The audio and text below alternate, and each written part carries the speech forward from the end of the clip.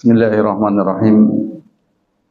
Assalamualaikum warahmatullahi wabarakatuh. Alhamdulillahilladzi nazzala al-Qur'ana hudan lin-nas wa bayyinatin minal huda wal furqan. Alhamdulillahil qa'il wa'tasimu bihablillahi jami'an wa la tafarraqu. Asyhadu an la ilaha illallah wa asyhadu anna Muhammadan abduhu wa rasuluh. Allahumma salli wa sallim ala sayyidina Muhammad wa ala alihi wa sahbihi ajma'in birahmatika ya arhamar rahimin. Alhamdulillahi Rabbil Alamin. Kita panjatkan kehadirat Allah Subhanahu wa Ta'ala yang pada subuh ini masih memberikan kepada kita demikian banyak nikmat di dalam kehidupan ini, terutama adalah nikmat ibadah. Sehingga di subuh yang mungkin agak dingin ini, kita bisa meringankan langkah kaki kita menuju masjid untuk sholat berjamaah, dan kemudian kita lanjutkan dengan thalabul ilmi, suatu hal yang diwajibkan di dalam Islam. Dan begitu banyak keutamaan-keutamaan bagi siapapun yang melakukan thalabul ilmi ini. Bahkan Rasulullah sallallahu alaihi wasallam itu menjelaskan kepada kita bahwa thalabul ilmi ini adalah jalan menuju surga. Jadi barang siapa yang mencari jalan, kemudian jalan itu menghantarkan dia kepada ilmu, maka jalan itu akan memudahkan dia menuju surga. Demikian juga dalam hadis Rasulullah SAW yang lain, Rasulullah SAW bersabda, khairukum man ta'allama al-Qur'an wa 'allamahu. Jadi sebaik-baik dari kalian adalah yang mempelajari Al-Qur'an dan yang mengamalkannya, yang mengajarkannya. Mempelajari dan yang mengajarkan. Itu disebut sebagai khairukum, sebaik-baik kalian. Nah, ketika kita bicara tentang mempelajari Al-Quran, tentu bukan semata-mata belajar tentang bagaimana membaca Al-Quran yang baik. Bukan semata-mata itu. Meskipun hal itu merupakan bagian yang penting dari mempelajari Al-Quran. Jadi bukan semata-mata bicara tentang atau belajar tentang tajwid Al-Quran yang terkait dengan cara membaca Al-Quran, atau bagaimana kita memperbagus cara kita membaca Al-Quran. Tapi lebih jauh dari itu, yang disebut dengan mempelajari Al-Quran itu tentunya adalah mempelajari hukum-hukum yang bersumber dari Al-Quran. Jadi mempelajari hukum-hukum yang ada di dalamnya itu termasuk mempelajari Al-Quran. Tidak hanya mempelajari, kalau kita mempelajari hukum-hukum yang ada di dalam Al-Quran, tentu kita harus belajar juga tentang hadis Rasulullah SAW. Ketika kita belajar tentang bagaimana melakukan istinbat hukum, mengambil hukum dari Al-Quran dan As-Sunnah, tentu kita juga harus mempelajari usul fikih misalkan. Bagaimana cara mengambil hukum di dalam Islam, istinbat hukum. Itu mau tidak mau belajar usul fikih, belajar ulumul Quran, belajar ulumul hadis. Nah, termasuk di dalamnya adalah penting sekali belajar bahasa Arab. Karena Al-Quran itu ada dalam bahasa Arab. Maka makna yang lebih luas dari mempelajari Al-Quran itu jangan kita sempitkan hanya sekedar membaca tajwid. Meskipun itu penting. Tapi menggali hal-hal yang terkait dengan Al-Quran, termasuk hukum-hukumnya, yang nanti dalam produknya itu disebut dengan fikih, usul fikihnya, termasuk bahasa Arabnya, itu tidak bisa lepas dari mempelajari Al-Quran itu. Termasuk nanti bicara tentang mempelajari bagaimana menerapkan hukum-hukum Al-Quran ini. Nah, untuk bicara bagaimana menerapkan hukum-hukum yang bersumber dari Al-Quran, maka kita juga harus mempelajari sirah nabawiyah. Karena dari sirah nabawiyah inilah kita paham bagaimana Rasulullah Sallallahu Alaihi Wasallam menerapkan hukum-hukum syariat Islam yang bersumber dari Al-Quran dan As-Sunnah. Jadi intinya sesungguhnya mempelajari Islam, hukumnya, akidahnya, ya, di mana saqafah Islam itu basisnya itu adalah Al-Quran, sesungguhnya itu bagian dari mempelajari Al-Quran. Dan itu yang disebutkan oleh Rasulullah Sallallahu Alaihi Wasallam, sebaik-baik kalian, khairukum man ta'allamal Quran wa 'allamahu. Ya.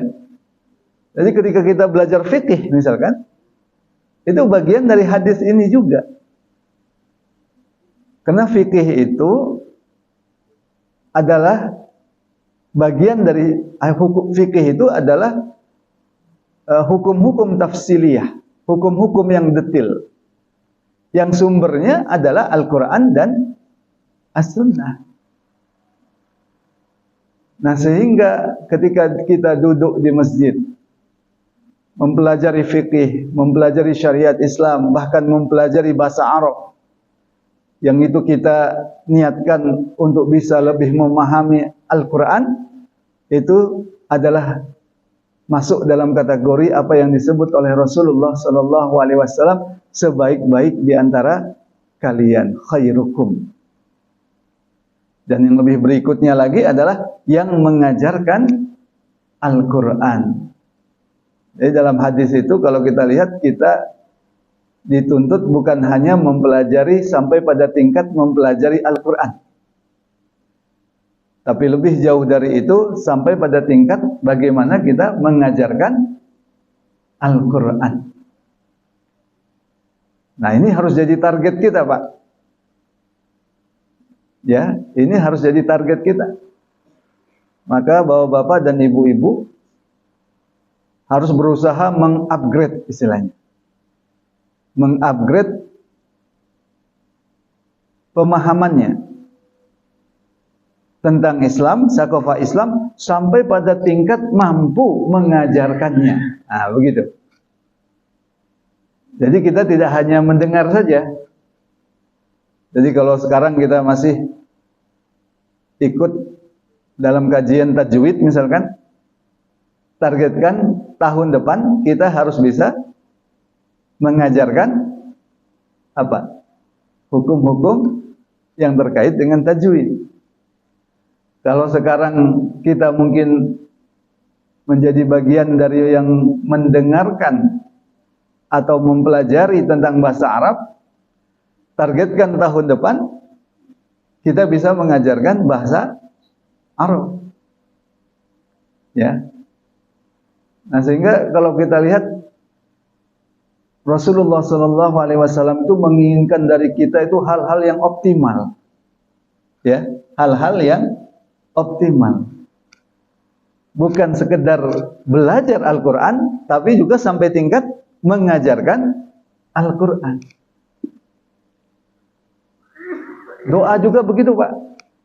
Doa itu harus optimal. Maka kalau kita minta surga, Rasulullah SAW menyebutkan surga apa yang kita minta? Surga apa?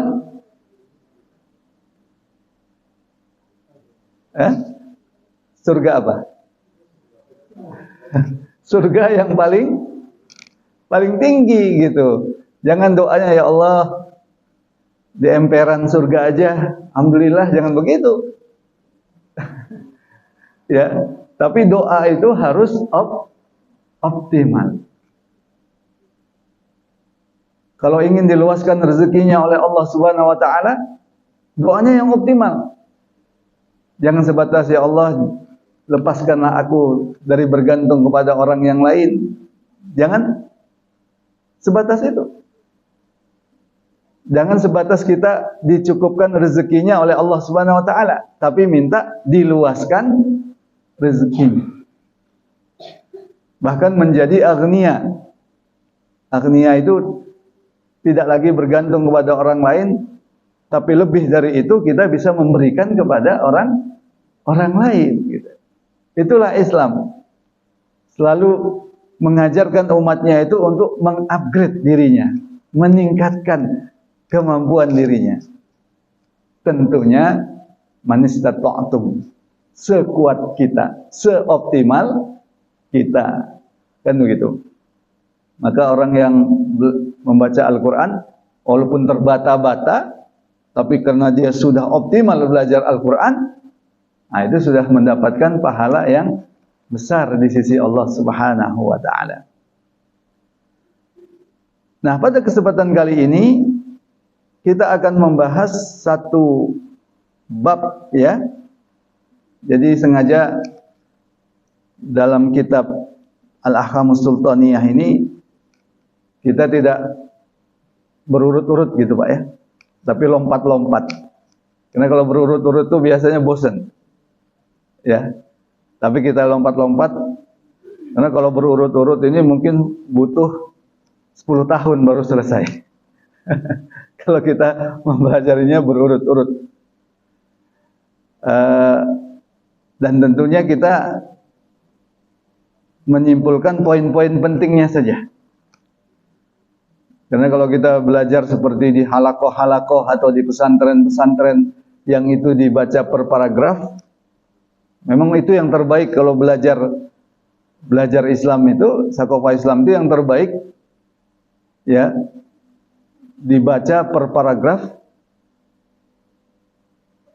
dalam bahasa Arabnya, kemudian nanti diartikan oleh gurunya, ya, atau musyrifnya, dan kemudian dijelaskan pemahamannya. Itu yang paling bagus.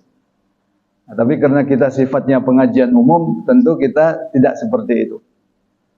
Kalau mau seperti itu nanti ikut dalam halakoh-halakoh. Jadi baca khusus satu kitab, tuntas dari awal sampai akhir, dibaca per paragraf, dan dinukil satu persatu. Biasanya satu kitab itu bisa butuh 1 sampai 2 tahun. Itu pun kalau cepat. Nah, itu namanya kajian yang sifatnya khusus gitu ya. Dan itu penting, Pak. Karena kalau kita belajar hanya kajian-kajian yang sifatnya umum, maka kita hanya akan dapat penggalan-penggalannya saja. Apalagi kalau kita belajar dari YouTube. Tentu banyak ilmu dari YouTube itu, banyak pelajaran. Tapi biasanya yang kita dapat itu penggalan-penggalannya saja. Bahkan trennya sekarang ini belajar itu yang singkat-singkat gitu ya. Klip-klipnya saja. 5 menit selesai ya, itu yang kemudian viral gitu ya. Tapi kalau kajian mendalam, nah itu biasanya tidak banyak yang mengunjunginya atau sedikit yang mengunjunginya. Nah, kali ini kita akan membahas tentang bab fi ahkamil jaraim. Ya. Jadi hukum-hukum yang terkait dengan tindakan kriminal. Ya. Terkait dengan tindakan kriminal. Ini yang disebut dengan al-jaraim. Ya. Al-jaraim. Dalam awal-awal paragraf dari buku ini, dalam bab ini maksud saya, itu memberikan hal-hal penting yang harus kita pahami.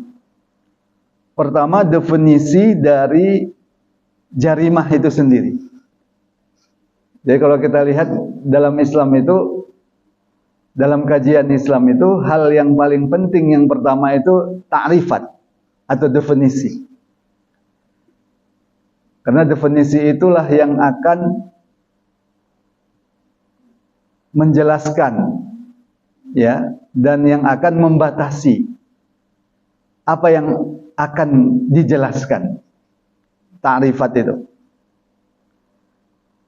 Nah, kemudian dijelaskan juga nanti dalam paragraf-paragraf awal ini, ya, terkait dengan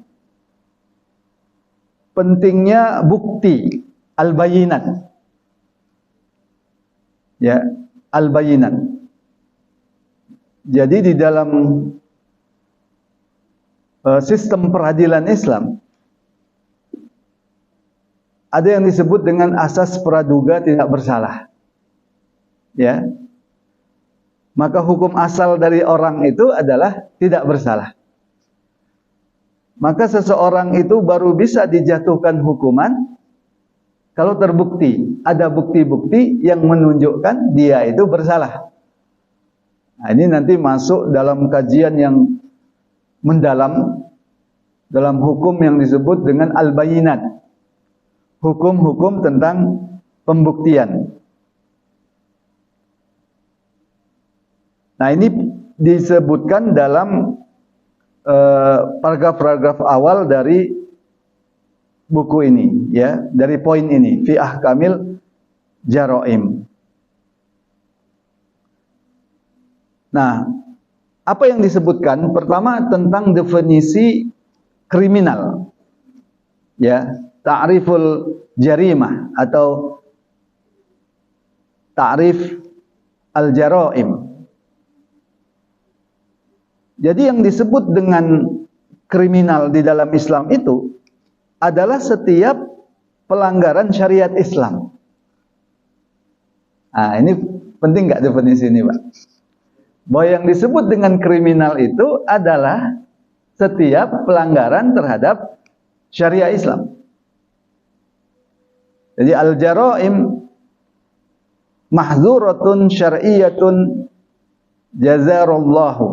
zajarallahu ta'ala anha bihaddin atau ta'zirin.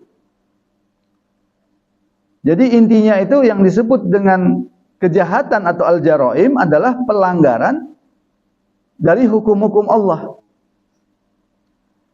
yang di dalamnya nanti akan dijatuhkan hukuman.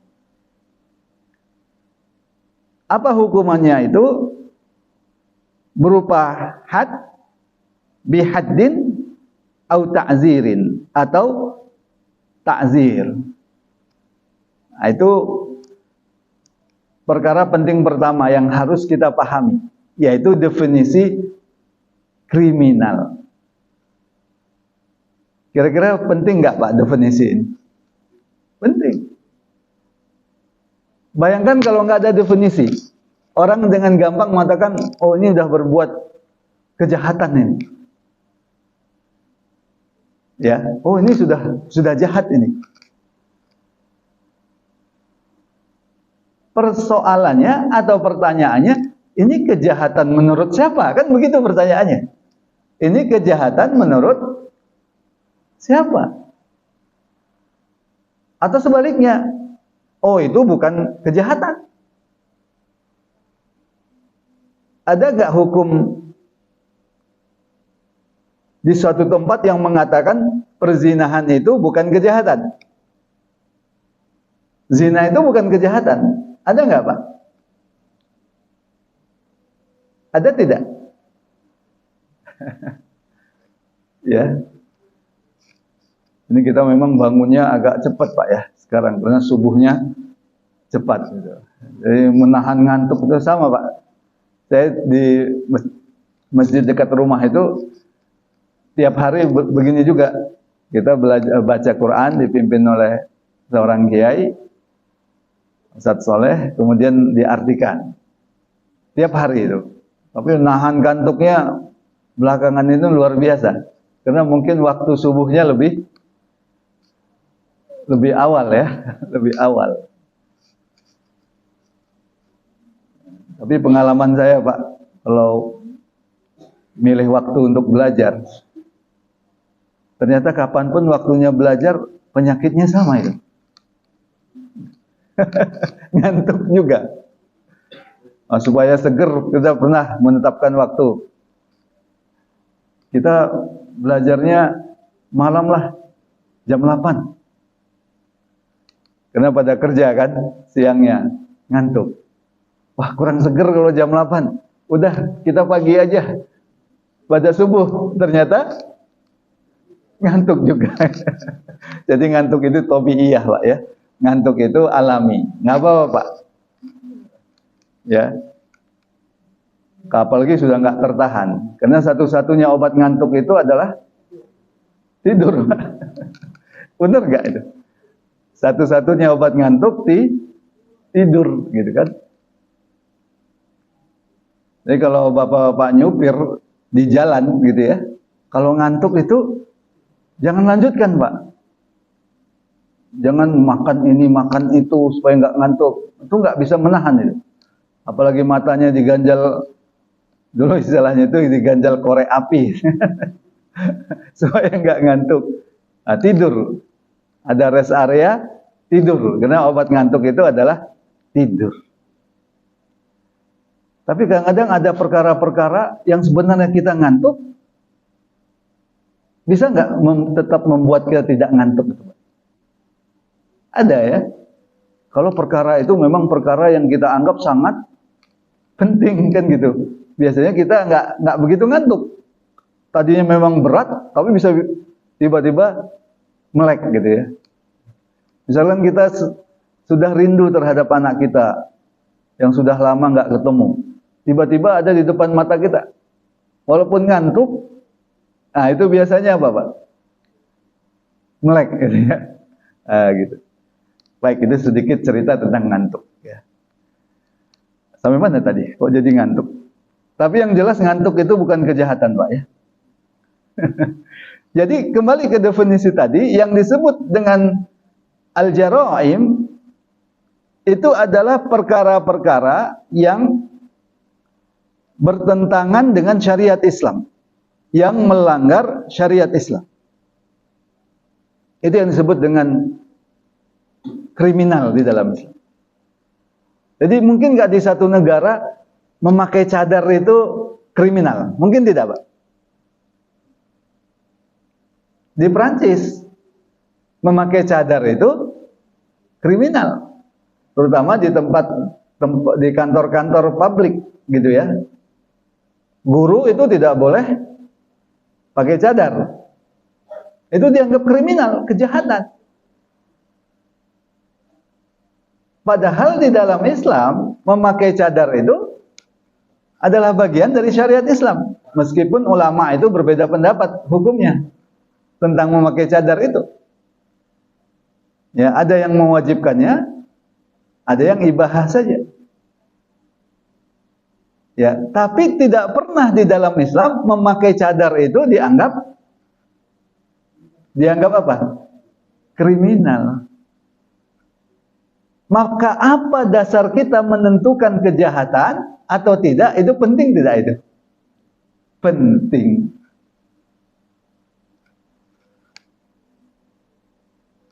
Kalau di negeri barat itu ada namanya pantai Nut, apa itu?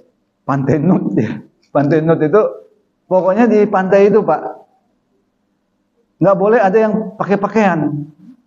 Nah, itu aturannya itu. Jadi siapapun yang pakai pakaian di pantai itu dianggap apa? Telah melakukan kejahatan. Sebaliknya dalam Islam, LGBT di beberapa negara barat itu bukan kejahatan. Maka justru orang yang mempersoalkan LGBT itu dianggap melakukan apa? Melakukan kejahatan. Nah, itulah kenapa propaganda LGBT itu, Pak, targetnya itu melegalkan perkawinan sejenis. Itu targetnya. Itu targetnya itu. Karena kalau sudah legal perkawinan sejenis itu, kita membahas itu di masjid misalkan, bahwa homoseksual itu perkara yang diharamkan dalam Islam, dilaknat oleh Allah Subhanahu wa taala. Mereka bisa mengadukan itu. Mereka bisa adukan. Wah, masjid itu masjid radikal. Kenapa masjid radikal? Karena mengharamkan LGBT.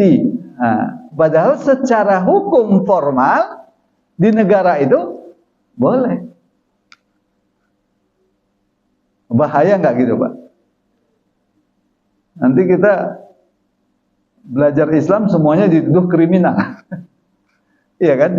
Karena memang hukum Islam itu banyak berbeda dengan hukum-hukum sekuler kan? Maka dianggap anti kriminal. Nah, karena itu definisi jarimah ini, ya, al-jarimah atau al-jaraim ini penting. Maka disebutkan di sini bahwa yang disebut dengan al-jaraim itu adalah pelanggaran terhadap syariat Allah Subhanahu wa taala. Atau dalam buku yang lain, Dirasatun fil Fikril Islami, itu disebutkan al-jarimah mukhalafatun nizam syar'i. Jadi yang disebut dengan jarimah itu sesuatu yang bertentangan dengan sistem Islam, atau sesuatu yang bertentangan dengan syariat Islam. Itulah yang disebut dengan kejahatan. Nah, jadi dari definisi ini jelas enggak, Pak? Apa yang disebut dengan kejahatan di dalam Islam? Orang tidak sholat itu kejahatan enggak? Kejahatan tidak? Orang tidak sholat. Kejahatan. Nah, kalau dalam sistem sekuler, kejahatan enggak orang yang tidak sholat? Tidak.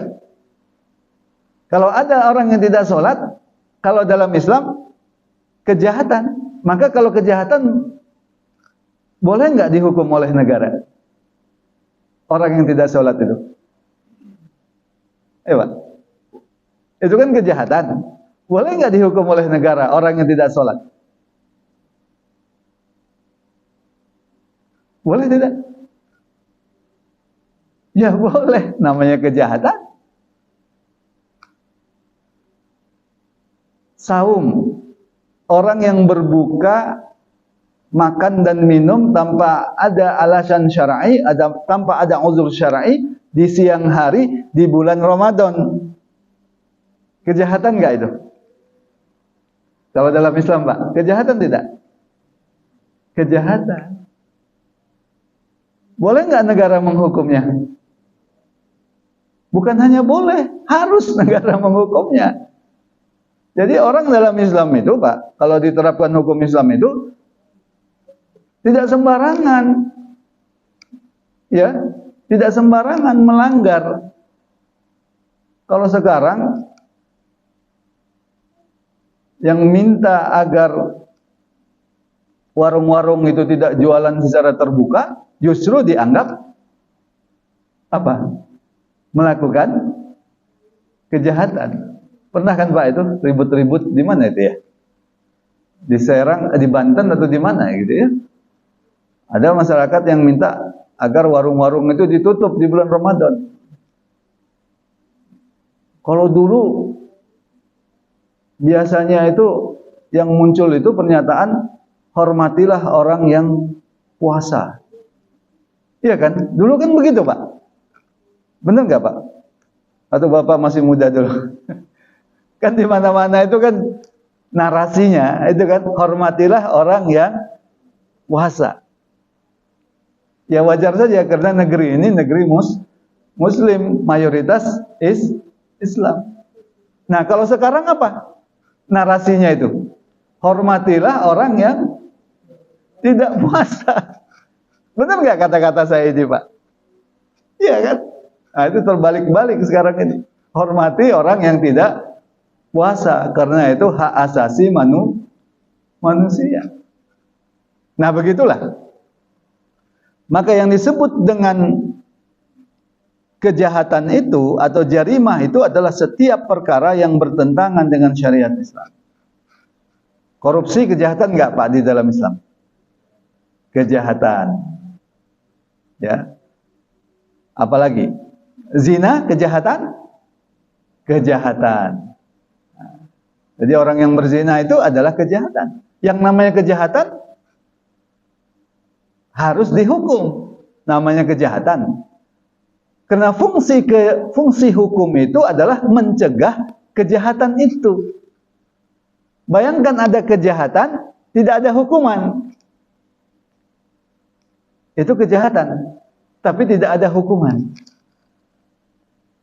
Maka apa yang terjadi, Pak, terhadap kejahatan itu? Ada suatu hal yang dianggap jahat, tapi tidak ada hukumannya. Kira-kira apa yang terjadi? Misalkan begini, Pak. Perzinahan itu kejahatan enggak dalam Islam? Kejahatan. Tapi orang yang berzina tidak dihukum. Apa yang terjadi, Pak, kira-kira? Ya. Kejahatan itu akan semakin meluas. Iya kan? Merajalela. Karena sudah jelas-jelas kejahatan tapi tidak diberikan sanksi hukum. Maka perlu nggak hukum bagi pelanggar kejahatan itu, Pak? Perlukah hukum bagi para pelaku kejahatan itu? Perlu.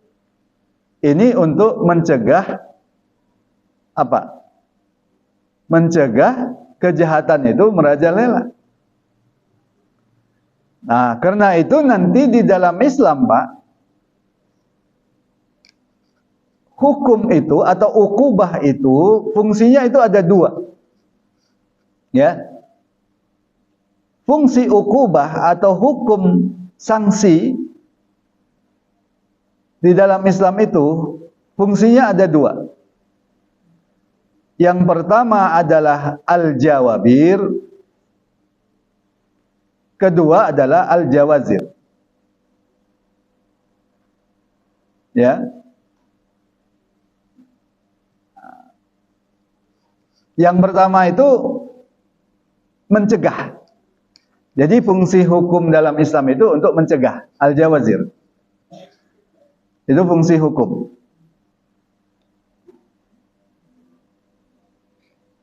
Nah, sehingga siapapun yang melakukan kejahatan itu akan dihukum. Karena dengan cara itu orang akan tercegah untuk melakukan kejahatan.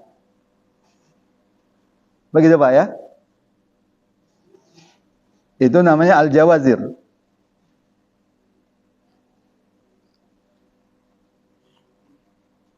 Contohnya adalah hukuman terhadap pembunuh. Apa hukuman untuk pembunuh, Pak? Di dalam Islam hukumnya apa? Bagi pembunuh hukumnya ada dibunuh, gitu ya.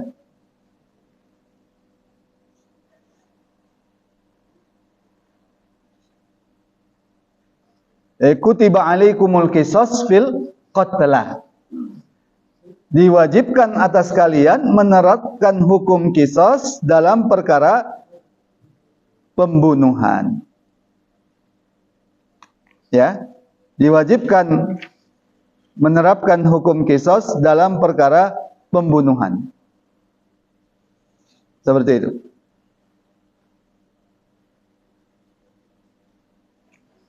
Nah,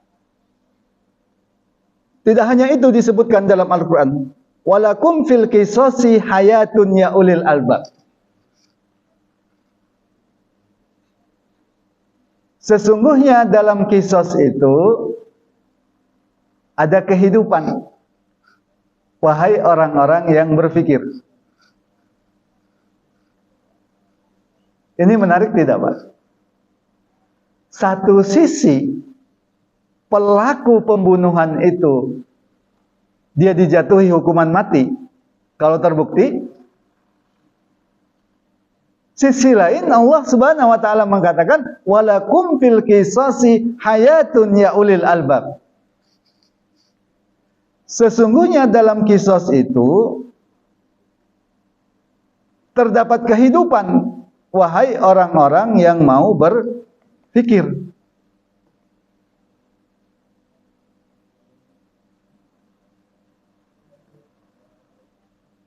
Itu menunjukkan apa, Pak?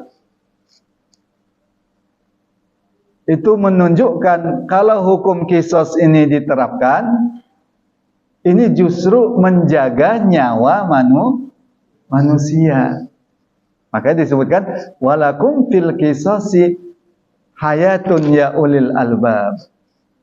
Sesungguhnya dalam qisas itu terdapat kehidupan wahai orang-orang yang mau berfikir. Ya. Wahai orang-orang yang mau berfikir. Nah, inilah fungsi hukum dalam Islam. Maka kita bisa bayangkan kalau orang itu tahu, setiap orang paham, kalau dia membunuh tanpa alasan yang dibenarkan oleh syariat Islam, maka hukumannya adalah hukuman mati. Kira-kira orang itu khawatir nggak untuk membunuh, Pak? Bagaimana kira-kira? Dia tahu itu. Kalau membunuh, maka hukumannya hukuman mati. Kira-kira orang khawatir nggak untuk membunuh? Khawatir. Maka kalau syariat Islam itu diterapkan, maka kejahatan itu akan turun secara drastis. Karena akan mencegah orang melakukan hal yang sama. Kalau dia mencuri, hukumannya apa? Mencuri. Potong tangan. Wasariqu wasariqatu faqtu aydiyahuma. Syaratnya dia mencuri lebih dari 1/4 dinar dan dia mencuri bukan karena lapar. Itu syaratnya. Jadi tidak boleh mencuri sebutir telur langsung dihukum potong tangan. Jadi ada syaratnya, Pak. Yang kedua, dia mencuri itu bukan karena lapar. Jadi kalau ada orang mencuri karena lapar, nggak boleh dihukum. Negara justru harus memberikan dia makan. Itu tanggung jawab negara. Itulah Islam. Jadi jangan kita bayangkan, oh hukum Islam itu kejam. Kejam bagi yang melakukannya. Tanpa alasan. Dia mencuri, nggak ada alasan dia mencuri. Tapi kalau dia mencuri karena lapar, tidak boleh dihukum. Begitu. Nah, jadi hukum dalam apapun sebenarnya ya, hukum apapun, termasuk hukum Islam itu adalah untuk mencegah. Ya, untuk mencegah. Jadi kalau ada hukum, ada kejahatan, tidak ada hukumnya yang memberikan efek jera, maka dipastikan kejahatan itu terus terjadi, bahkan bisa lebih meluas lagi. Karena tidak memberikan efek jera. Kira-kira kenapa korupsi sekarang nggak berhenti-berhenti, Pak? Itu kan dari masa ke masa korupsi itu jalan terus. Iya kan? Jumlahnya semakin besar. Triliunan.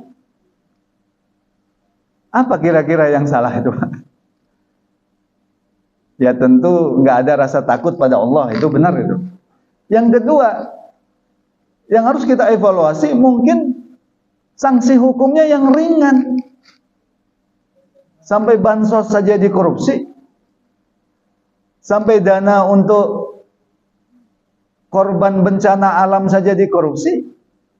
Itu artinya apa? Tidak ada efek jera. Maka dalam Islam boleh nggak pelaku koruptor itu dihukum mati, Pak? Boleh. Karena korupsi ini berbeda dengan mencuri. Kalau yang disebut mencuri dalam Islam itu, barang itu disimpan di tempat yang seharusnya disimpan. Diambil, nah itu namanya mencuri. Itu yang kalau lebih dari 1/4 dinar, dan dia bukan karena lapar, maka dia dihukum potong tangan. Tapi kalau orang mengambil harta yang bukan haknya, karena wewenang yang dia miliki, solahiyat yang dia miliki, atau menggunakan orang lain yang memiliki solahiyat untuk mendapatkan keuntungan bagi dirinya, nah, itu disebut dengan korupsi. Nah, hukum korupsi itu nanti masuk dalam hukum takzir namanya, Pak. Hukum takzir itu nanti diserahkan kepada hakim. Kalau hukum mencuri itu kan sudah jelas ya, dipotong tangannya. Kalau takzir itu bukan tidak jelas, tapi diserahkan kepada hakim dengan menimbang besarnya korupsi dan apa yang dia korupsi. Itu hakim bisa mempertimbangkan itu. Kalau korupsinya besar, yang dia korupsi itu bansos, yang dia korupsi itu dana untuk bencana alam, dana untuk anak yatim, dana haji, ya, boleh nggak hakim itu menghukum dia dengan hukuman mati? Dan dia pelaku utama ya, perancangnya, boleh nggak dia dihukum mati? Boleh. Bukan sekedar potong tangan, Pak. Hukum mati boleh. Tapi korupsinya itu korupsi kecil-kecilan, nah itu bisa berupa iklan saja, Pak. Ditempel aja di tempat terbuka, ah ini koruptor dengan jumlah sekian. Nah, itu sudah hukuman namanya, Pak. Ingat gak kita dulu ya, terutama yang tua-tua ini, Gen Z mungkin, atau Gen apa sekarang, mungkin udah, dulu itu di TVRI itu, Pak, itu ada daftar-daftar koruptor yang dimunculkan di TV. Ingat gak, Pak? Benar gak saya ini? Waktu itu saya masih kecil juga ya gitu ya. Tapi saya ingat itu daftar-daftar koruptor yang dimunculkan di TV. Nah, itu namanya kalau dalam Islam itu diiklankan, Pak. Itu takzir, itu boleh. Maka singkatnya dalam Islam itu pelaku kejahatan itu harus dihukum untuk memberikan efek jera sehingga mencegah orang lain melakukan hal yang sama. Kalau tidak ada efek jera, maka hukum itu, kejahatan itu akan merajalela.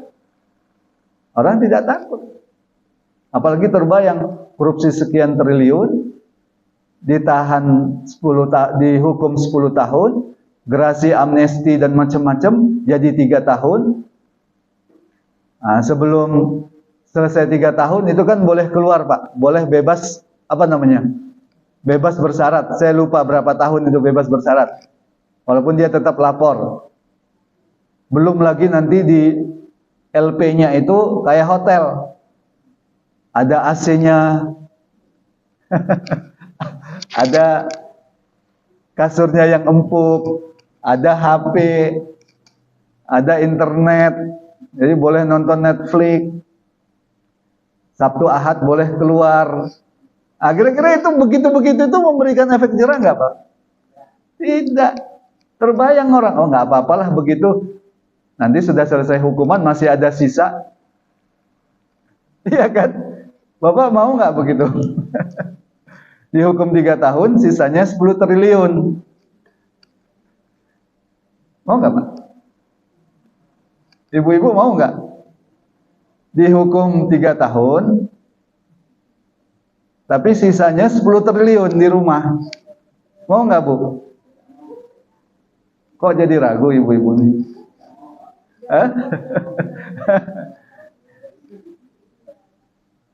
Ada yang mau? Langsung lunas Pak hutang. Butuh apapun lunas. Rumah harus direnovasi, beres itu 10 tingkat. Mobil butut. Mobil butut itu tandanya apa Pak? Semuanya bunyi kecuali klaksonnya. Itu namanya mobil butut Pak.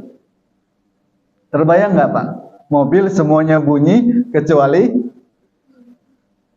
klaksonnya. Bannya bunyi kertek. Apa ya? Remnya bunyi. Semuanya bunyi mobilnya kecuali klakson. Padahal yang harus bunyi itu apa Pak? Yang seharusnya bunyi itu klaksonnya, ya kan? Nah, ini penting. Maka sanksi, jangan kita bayangkan sanksi dalam Islam itu kejam. Itu justru mencegah orang melakukan hal yang sama. Maka dikatakan walakum fil qisasi hayatun ya ulil albab.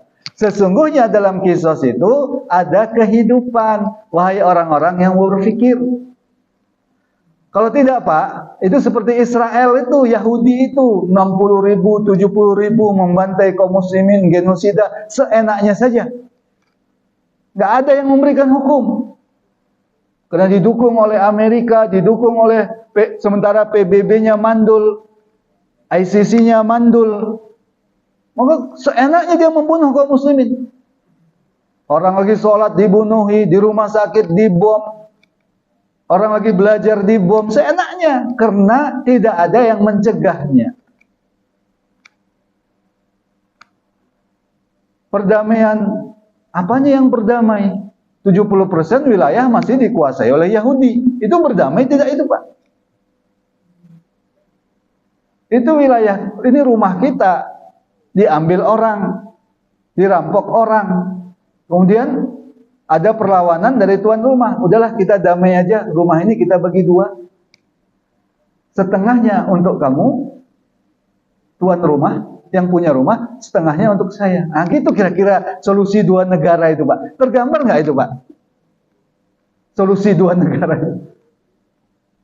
Ada rumah diambil nih, dirampok.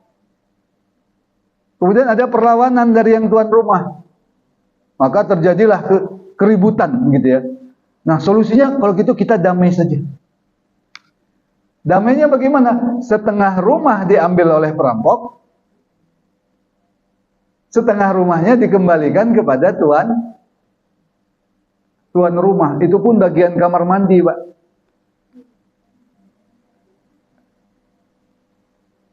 Itu damai nggak namanya Pak? Damai nggak itu kira-kira Pak?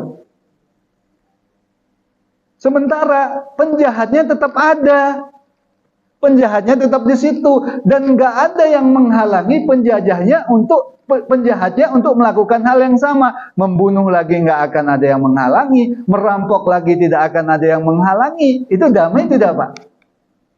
Ini kadang-kadang perlu dijelaskan dengan contoh sederhana ini. Supaya kita paham yang disebut dengan solusi 2 negara, yang disebut damai oleh Amerika itu bagaimana Pak? Begitu. Syaratnya Hamas harus dilecuti senjatanya. Itu syaratnya Pak. Demilitarisasi. Sementara Israel yang membunuh lebih dari 60.000, ada nggak syaratnya dilucuti senjatanya Pak? Ada nggak Pak? Nggak ada. Wah, kemudian pemimpin-pemimpin Muslim bergembira diundang oleh Donald Trump, ngumpul di Mesir, bergembira, wah kita bisa membuat perdamaian. Kadang-kadang saya nggak habis pikir Pak. Berdamai apa seperti itu? Nah, begitu ya. Maka disitulah fungsi sanksi. Kita sampai jam berapa ya? Sebentar. Terbit 5.29. Ya, sebentar lagi Pak ya. 5.45 lah. Biar kita lanjutkan setelah itu sholat. Atau 5.60 lah ya. Atau jam 8 Pak. Ya paling lama jam 6 lah ya. Sebentar Pak. Sampai mana tadi? Ah gitu. Tergambar Pak, kenapa harus ada sanksi? Saya ambil contoh lain. Ini kita pelan-pelan aja supaya maksudnya supaya kita semua itu mikir Pak. Itu aja sebenarnya. Dan Allah Subhanahu wa taala itu memang menyuruh kita memikir tentang hukumnya itu. Disuruh kita mikir itu Pak.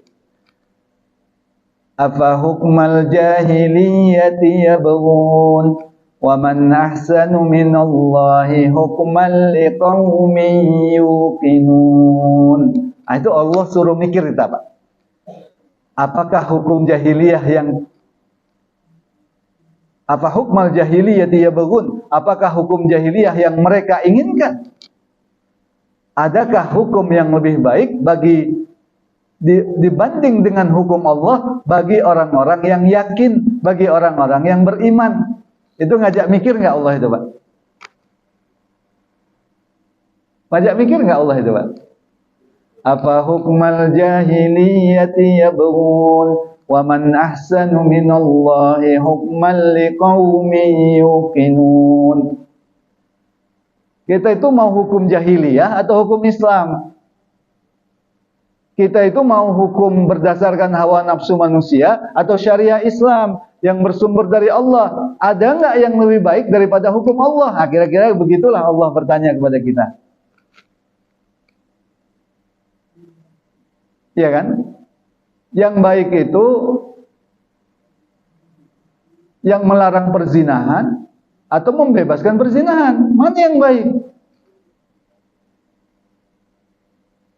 Terakhir Allah mengunci itu bagi orang-orang yang beriman. Itu kuncinya itu. Maka siapapun yang menganggap hukum Allah ini tidak layak, ada hukum yang lebih baik daripada hukum Allah, dia nggak masuk kategori orang yang beriman itu. Hati-hati. Hati-hati itu Pak.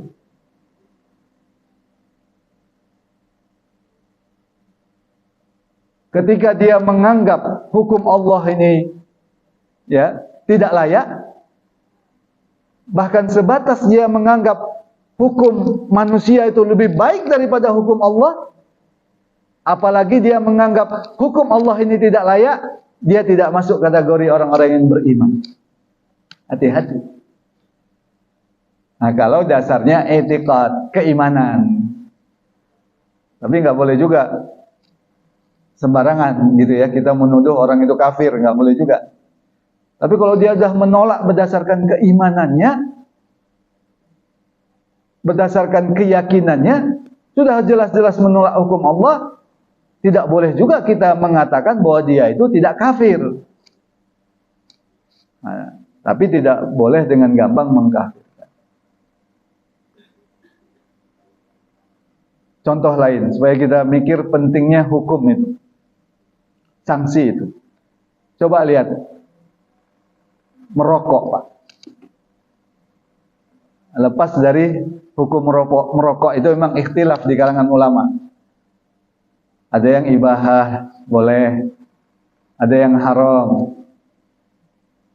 Ada nggak yang mewajibkan, Pak? Ada nggak yang mewajibkan, Pak? Tahu saya nggak ada ya yang mewajibkan ya. Ada yang makruh, itu berbeda lah hukumnya. Tapi kalau dokter, Pak, sudah mengatakan kalau Anda masih merokok, misalkan dokter ini yang mengatakan, maka paru-paru Anda akan semakin rusak dan parah. Itu sudah haram nggak bagi dia itu, Pak? Haram tidak? Haram. Karena sudah doror bagi dia. Kalau dokter sudah menetapkan. Jadi kalaupun menganggap rokok itu makruh, tapi kalau dokter sudah menetapkan, kalau Anda masih merokok, maka paru-paru Anda itu akan hancur. Itu kata dokter ya. Berdasarkan tentunya kajian dari dokter tersebut, penelitian atau pemeriksaan dari dokter tersebut, haram nggak merokok itu, Pak? Haram. Masuk dalam kategori doror, itu kan? Wala doror, wala diror. Kita nggak boleh merusak diri kita sendiri, merusak orang lain, dan kita juga nggak boleh merusak diri kita sendiri. Bukan hanya rokok, Pak, kopi juga. Kalau dokter sudah bilang begitu, haram nggak bagi kita kopi, Pak? Kalau dokter bilang, Pak, jangan lagi minum kopi ya. Kalau Bapak minum kopi ini, lambung Bapak itu bisa semakin parah sakitnya. Haram nggak buat dia, Pak? Haram. Jangankan kopi, gorengan juga sama, Pak. Gorengan. Dokter bilang, Pak, Bu, jangan makan gorengan ya. Kalau Bapak dan Ibu makan gorengan, maka sakit apa? Gorengan itu sakit apa? Kolesterolnya akan semakin tinggi. Haram nggak makan gorengan tuh, Pak? Kalau dokter sudah menetapkan ini, bukan saya ya, dokter, haram nggak, Pak? Haram. Apalagi dalam gorengan itu ada racunnya. Itu lain lagi ya. Nah, jadi begitu. Tapi kira-kira kurang apa rokok itu, Pak ya? Gambar rokok itu. Ini lepas dari hukumnya, Pak ya. Kita nggak membahas hukum. Tapi saya ingin menunjukkan bagaimana pentingnya sanksi itu. Rokok itu kurang apa itu, Pak? Gambarnya itu. Dibungkus rokok itu, Pak. Ngeri nggak lihatnya itu, Pak? Gambar orang yang tenggorokannya itu bolong. Saya pernah bimbing jemaah umroh, Pak. Bolong memang ininya, Pak. Ditutup sini. Bolong. Dia itu nggak merokok ternyata. Pak, Bapak kenapa sampai bolong begitu? Ya karena nikotin. Dia nggak merokok. Yang merokok itu teman kantornya. Ini hati-hati kita. Ya, Bapak bertahun-tahun merokok di depan anak dan istri. Bisa jadi nanti yang kena itu anak sama istri. Dia mengatakan itu, saya nggak merokok, Ustaz, katanya. Tapi bolong di sini ya, Pak. Jadi ditutupi pakai masker di sininya waktu umroh itu. Kayaknya sudahlah. Gitu ya. Mungkin kita kuat. Mungkin Bapak kuat. Tapi istri dan anak kita belum tentu kuat. Kan gitu. Apalagi rokoknya Marlboro. Sehari 5 bungkus. Berapa itu, Pak? Marlboro berapa sekarang sebungkusnya? Masih ada nggak Marlboro? Ada ya? 5 bungkus. Kasih aja ke anak cucu, Pak, untuk makan. Beli jajannya yang sehat, ya kan? Nah, kira-kira gitu, Pak. Tapi masih banyak nggak orang yang merokok, Pak? Masih. Ya kan? Kalau dia takut lihat bungkusnya dia buang. Masukkan ke kaleng. Ada nggak kaleng tempat rokok itu, Pak ya? Bungkusnya itu, takut ini. Ngeri gambarnya, dia buang. Iya kan? Bandingkan dengan kita mau ke kota, lewat ke Taman Topi. Taman apa namanya sekarang di Bogor? Taman Topi. Sekarang disebut taman apa, Pak? Alun-alun ya, nggak ada lagi topinya soalnya. Alun-alun. Rata-rata saya yakin bahwa Bapak kalau naik motor di sana pasti mikir pakai apa?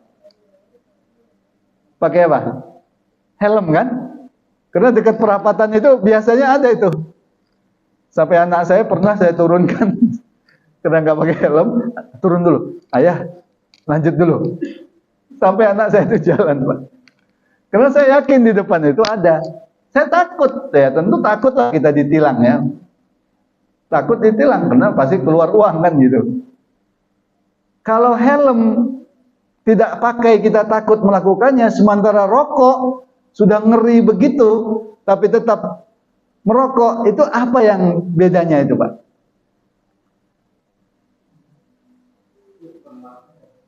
Ada sanksi atau tidak kan? Kalau merokok itu kan walaupun gitu nggak ada sanksinya kan, Pak?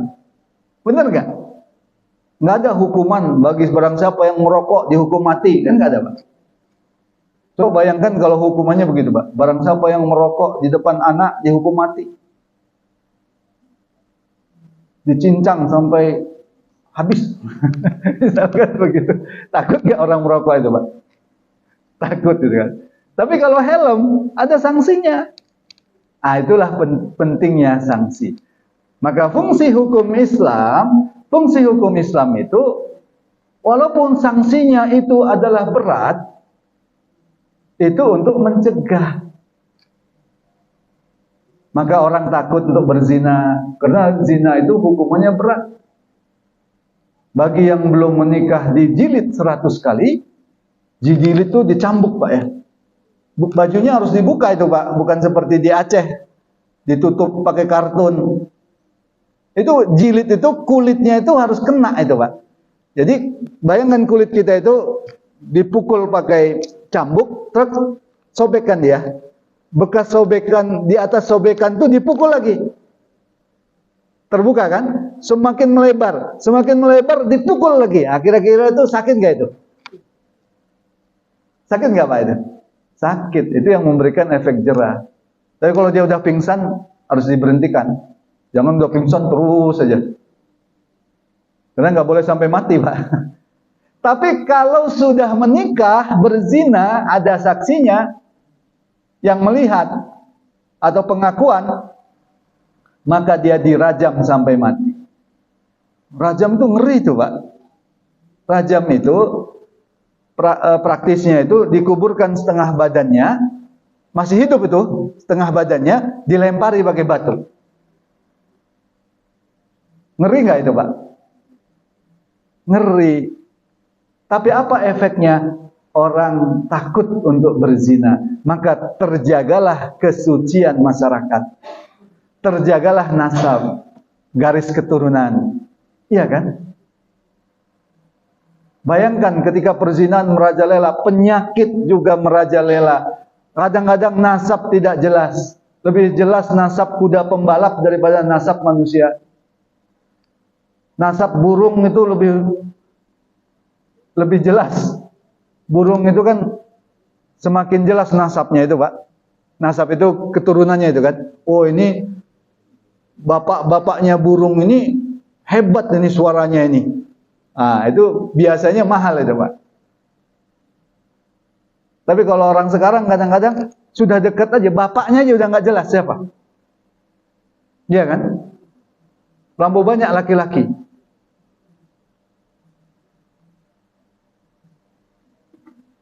Kalau poligami itu kan misalkan 4. Ini 4 ya, ini contoh ya, 4 istri. Suaminya 1. Tetap jelas nggak siapa bapaknya itu? Tetap nggak jelas? Tetap. Sekarang dibalik. Istrinya 1. Suaminya 5. Misal ini. Supaya nggak ngantuk aja ya. Misal ini, kira-kira gimana itu? Anak siapa ini? Ini contoh nama ya, bukan nama yang di sini, Pak. Ini contoh anak Pak Asep, anak Pak Kasep, anak Pak Kasip, anak Asep atau anak Sup. Ini contoh nama aja, Pak. Jadi yang namanya Pak Asep jangan tersinggung ya. Ini contoh. Ah, itulah. Itu contoh. Bagaimana kalau tidak ada sanksi, maka orang dengan mudah melakukan kejahatan. Nah, terakhir fungsi yang kedua, bukan terakhir ya. Fungsi hukum Islam itu adalah sebagai al-jawabir, penebus. Penembus dosa. Nah, ini yang nggak ada dalam hukum sekuler. Jadi kalau orang itu di dunia sudah diberikan sanksi hukum, maka dosanya gugur, Pak. Dosanya gugur. Maka fungsi hukum Islam itu adalah, yang kedua itu adalah al-jawabir. Yang pertama adalah al-zawajir, pencegah. Yang kedua adalah al-jawabir, penebus. Ya. Jadi kalau hukum Islam itu diterapkan, misalkan bagi pelaku zina, dia diberikan sanksi, maka itu menjadi penebus. Nah, seperti kisah taubatnya Ma'iz. Ya, Ma'iz ini berbuat zina. Nah, singkatnya kemudian dia diberikan hukuman. Maka apa kata Rasulullah SAW setelah dia diberikan hukuman zina, karena dia telah berzina, sampai dia diberikan hukuman sampai dia mati, gitu ya. Rasulullah SAW mengatakan, laqad taba taubatan. Sungguh Ma'iz ini telah bertaubat. Lau kusimat baina ummatin. Jadi seandainya pertaubatan itu dibagikan kepada satu umat, lawasi'atha, pasti tidak cukup. Ya, itu gambaran Rasulullah. Jadi Rasulullah mengatakan dia telah bertobat, dan seandainya tobatnya ini dibagikan kepada satu umat, pasti tidak cukup. Ya, maaf, pasti cukup, bukan tidak cukup ya. Seandainya pertobatan itu dibagikan kepada satu umat, pasti cukup. Itu menunjukkan tobatnya itu diampuni oleh Allah Subhanahu wa ta'ala. Dosanya itu diampuni oleh Allah Subhanahu wa ta'ala. Bagaikan tobat yang dibagikan kepada satu umat. Cukup. Nah, itu penebus. Nah, kira-kira gitu yang bisa kita sampaikan pada kesempatan pagi ini. Ini baru pengantar, ya. Kita ambil intinya saja. Apa yang kita ingin sampaikan tadi, definisi kriminal. Jadi yang disebut pelaku kriminal dalam Islam adalah yang melakukan kejahatan, yaitu yang melanggar syariat Islam, yang melanggar hukum Allah Subhanahu wa ta'ala. Karena itu di dalam Islam, siapapun yang melakukan kriminal itu ada hukumnya, bihaddin au ta'zirin. Ada sistem yang mencegahnya itu dengan had, nanti kita bahas, dan ta'zir. Gitu. Itu saja Pak kesimpulannya. Gitu ya. Bisa ya kita pahami ya. Mudah-mudahan ceritanya ke sana ke sini ke sana, tapi poinnya dapat. Satu aja poinnya dapat, dibawa ke rumah, alhamdulillah. Bahwa yang disebut kejahatan dalam Islam itu setiap pelanggaran terhadap syariat Islam. Jadi kalau dia tidak melanggar syariat Islam, itu tidak disebut pelaku kejahatan. Jadi kalau nanti ada orang memperjuangkan syariat Islam, kemudian negara mengatakan yang memperjuangkan syariat Islam itu penjahat, masuk penjahat nggak kalau dalam Islam, Pak? Tidak. Justru yang mencegah penerapan syariat Islam itu, itulah penjahatnya. Nah, kira-kira gitu ya.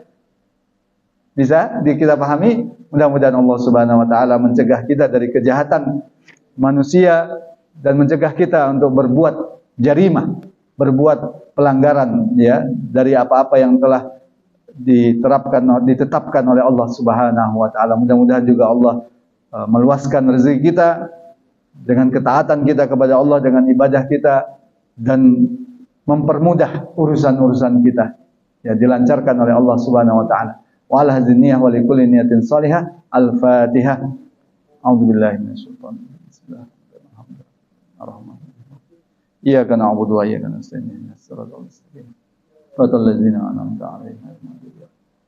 Bismillahirrahmanirrahim. Alhamdulillahirabbil alamin. Hamdan katsiran tayyiban mubarakan fi ala kulli halin. Hamdan yuwafi ni'amahu wa yukafi'u mazidah. Ya Rabbana lakal hamdu kama yanbaghi li jalali wajhika wa 'azimi sultanik. Allahumma ighfir lil muslimina wal muslimat, lil mu'minina wal mu'minat, al ahya'i minhum wal amwat. Allahumma arinal haqqa haqqan warzuqna ittiba'ah, wa arinal batila batila warzuqna ijtinabah. Rabbana la tuzigh qulubana ba'da idh hadaitana wa hab lana min ladunka rahmah innaka antal wahhab.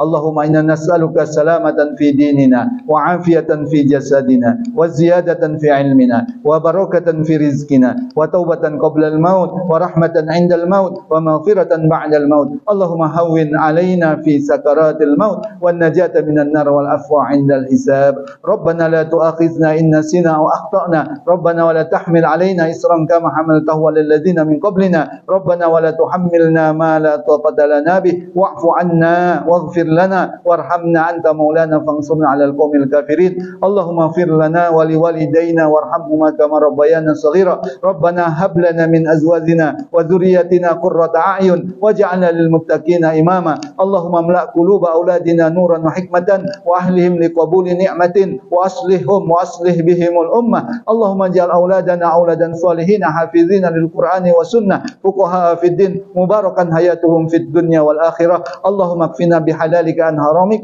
وأغننا بفضلك عمن سواك صلى الله على النبي الأمي وعلى آله وصحبه وسلم سبحان ربك رب العزة عما يصفون وسلام على المرسلين والحمد لله Rabbil alamin. Kita tutup dengan doa akhir majelis. Assalamualaikum warahmatullahi wabarakatuh. Waalaikumsalam warahmatullahi wabarakatuh. 11